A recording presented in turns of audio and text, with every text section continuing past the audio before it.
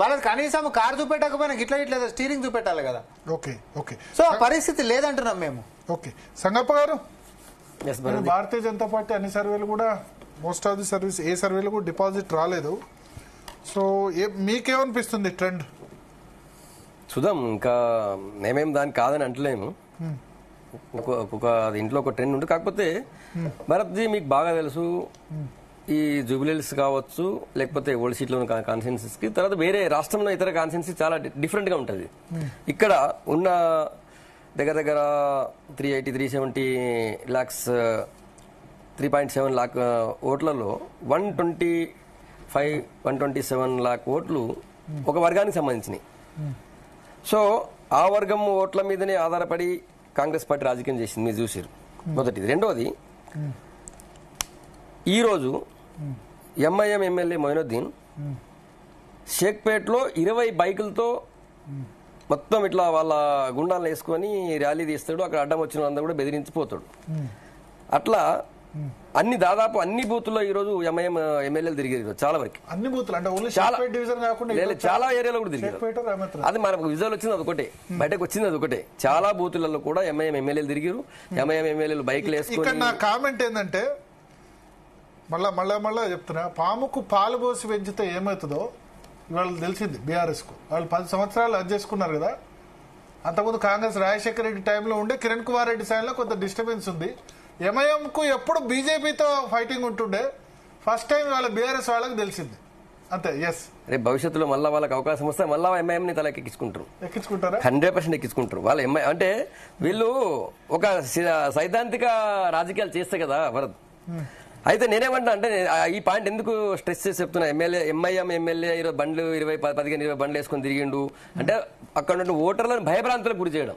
అక్కడ ఒకవేళ non minority non ముస్లిం ఓటర్లు ఎవరైనా ఉన్నారంటే వీళ్ళు బండ్లు వేసుకొని ఇట్లా హంగామా చేసుకుంటూ పోయేసరికి అక్కడ నాన్ మైనారిటీ భయపడిపోతాడు. అరే నాన్న ఇప్పుడే ఇట్లా ఉంది, రేపు మనం ఏం చేయకపోతే మన పుష్కమని మనం అటు ఓటేస్తుంది అని చాలా మంది బయటికి రారు. ఇది ఫైనల్ పర్సెంటేజ్ ఎంత వచ్చింది భరత్ ఇప్పటిదాకా? 47-48 వచ్చిందా? 48.53 అవుద్దేమో. సారీ, రాదంతా నేను అనుకుంటున్నా. అంటే ఎందుకంటే 5 గంటలు కదా, గంట లాస్ట్ లో నేనేమంటున్నా అందులో ఒక 50 దాటుతుందని నేను అనుకోవట్లేదు. ఏమో మరి వాళ్ళ టీఆర్ఎస్ లేదా 47% దాటుతుంది నేను అనుకుంటున్నా. సరే, అంత వస్తే 50 దాటితే మంచిది. కానీ ఒకటి ఏంటంటే ఇంటెలెక్చువల్స్ కానీ ఎడ్యుకేటర్స్ కానీ ఓటేయడం ముందు బయటకు రారు. అందులో ఈ ఎంఐఎం లాంటి గుండాలు రోడ్ బండ్లు వేసుకొని బూతుల చుట్టూ తిరిగితే ఇంకెవరు ధైర్యం చేసి వస్తాడు?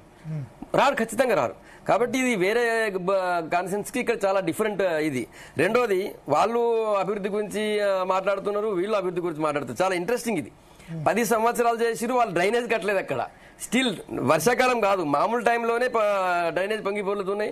ప్రచారం పోయినప్పుడు లీడర్లు చూసిరు, ప్రచారం కవరేజ్ పోయినప్పుడు అన్ని మీడియా ప్రతినిధులు చూసిరు, ప్రతినిధులు కూడా చూసిరు.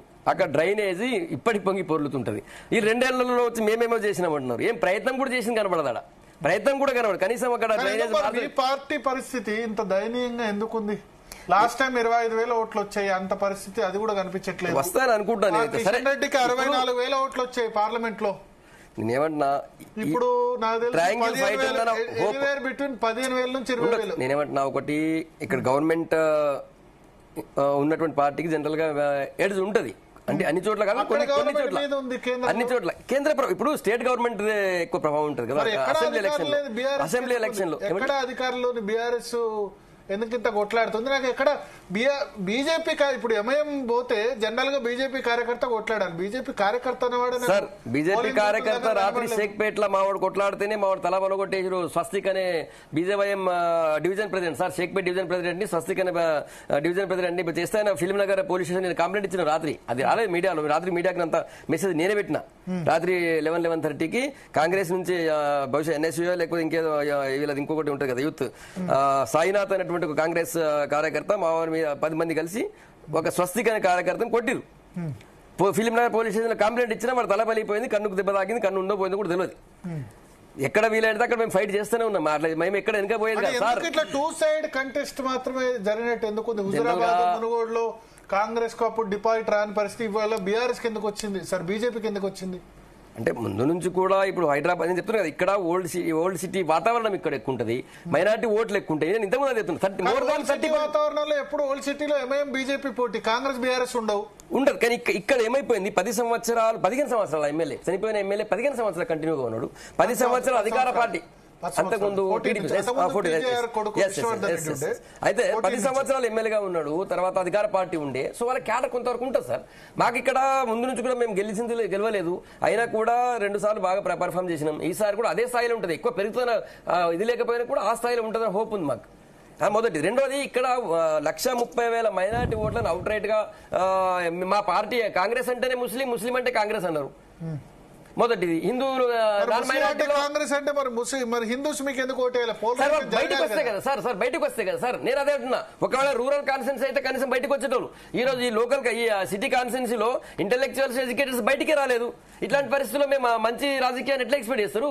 రేపు ఇట్లా వాళ్ళు చదువుకున్న వాళ్ళు ఇంటెలెక్చువల్స్ లోపల కూర్చుంటే రౌడీలు గుండాలు గెలుస్తారు, మళ్ళీ బయటకు వచ్చిన తర్వాత వాడు గుండా, వాడు రౌడీ, వాడు కబ్జా చేసిండు, మా కబ్జా చేసిండు ఏడుస్తారు. నేనేమంటా అంటే ఓటు పర్సెంటేజ్ పెరగాల. మేము విజ్ఞప్తి చేస్తున్నారు. ఈరోజు మధ్యాహ్నం కూడా పోల్ పర్సెంటేజ్ చూసి పాయల్ శంకర్ గారు అదే అడిగారు, మీరు మేధావులు మౌనంగా ఉండకూడదు, చదువుకున్న వాళ్ళు మౌనంగా ఉండకూడదు, మీరందరూ కూడా బయటకు వచ్చి ఓటు వేయండి అని చెప్పి రిక్వెస్ట్ చేశాము. అంతే, అంతకంటే ఇంకేం లేదు. కాకపోతే అంటే వీళ్ళు ఇంకోటి, 2 పార్టీలు విపరీతంగా డబ్బులు చెల్లినాయి, మీకు తెలుసు. అది మేమైతే చేయమట్లాగా. ఈరోజు నిన్న కాంగ్రెస్ వాళ్ళకి పోటీ ఇప్పుడు 5,000 వాళ్ళు ఇచ్చారట, వీళ్ళు టీఆర్ఎస్ వాళ్ళు కొన్ని చోట్ల 1,000 ఇచ్చారు, కొన్ని చోట్ల 3-4,000 వాళ్ళు కూడా ఇచ్చారు. సో 1,000 పైసలు గుమ్మరిచ్చి మరోవైపు అధికార పార్టీ నుంచి ఏమో బెదిరింపులు, ఎంఐఎం గుండాలను పక్కన పెట్టుకుని బెదిరింపులు చేసినప్పుడు వాడు నిష్పక్షపాతంగా ఓటేయాలనుకో బయటికి రాడు కదా. బయటకు వచ్చే పరిస్థితి ఎక్కడ ఉంది? ఇక్కడ ఖచ్చితంగా అలాంటి పరిస్థితి వస్తుంది. నేనేమంటే బై ఎలక్షన్ కాబట్టి ఆగిపోయింది. జనరల్ ఎలక్షన్ వచ్చేటప్పుడు అలాంటి కాగతారు, ఈ గవర్నమెంట్ మారుస్తారని మారదాం అనేది ఉంటుంది. ఒక్క సీటుతో గవర్నమెంట్ మారదు కదా అనుకుని ఉంటారు కదా ఓటర్. భయపడిపోయి ఎంఐఎం గుండాలకి వీళ్ళకి భయపడి ఆగిపోయి ఉంటాడు. రామ్మోహన్ రెడ్డి గారు